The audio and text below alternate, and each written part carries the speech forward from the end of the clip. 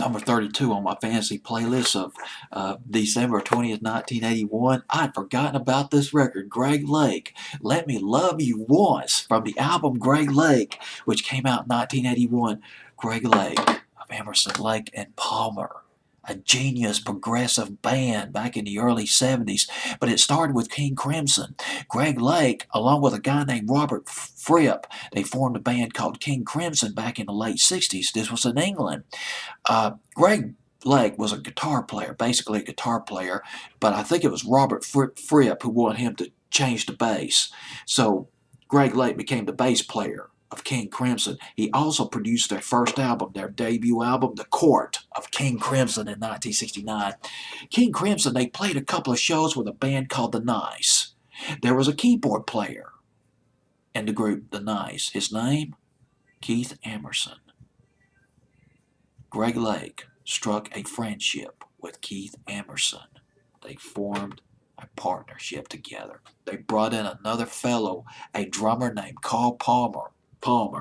Carl Palmer drummed in the band, The Act, The Crazy World of Arthur Brown.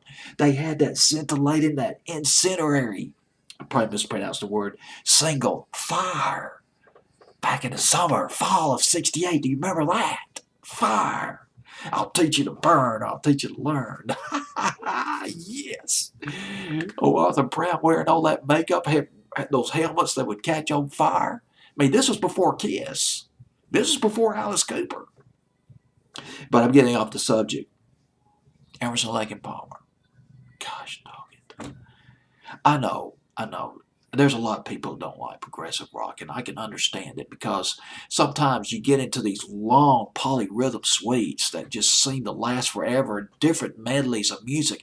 It's almost like listening to maybe improvisational jazz or something like that. I probably mispronounced the word improvisational.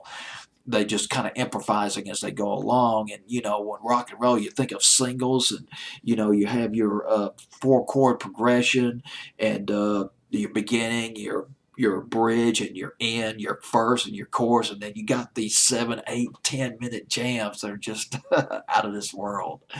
And that was progressive rock back in the late 60s, early 70s. If anything epitomized the changes that have taken place since the British invasion, it was progressive rock with all these long suites of ever-changing melodies. Nothing like that, hardly anything like that came out in the early 60s.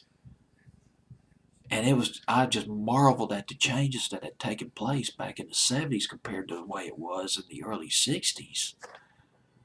It's like, wow. Doesn't mean that it's superior to the early 60s, not by any means. I'm not saying that. It's just different.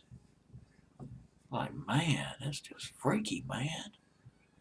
Man, let's hang out at Woodstock for another couple of years. All right, Greg Lake, Let Me Love You Once. Well, here's the thing about Emerson, Lake and Palmer. They were not a hit band. They were an album. They were an album group. Lucky Man, gosh, a genius record about a soldier who dies. Back in the spring of 1971, went to number 48. About a year later, they had their one top 40 hit. Only the Beginning. That went to number 39, summer of '72, and then Brain Salad Surgery came out. Still You Turn Me On was a lovely, down-to-earth record by Greg Lake. It was the fall of 1973, but it did not chart. Carnival number 9 off that album.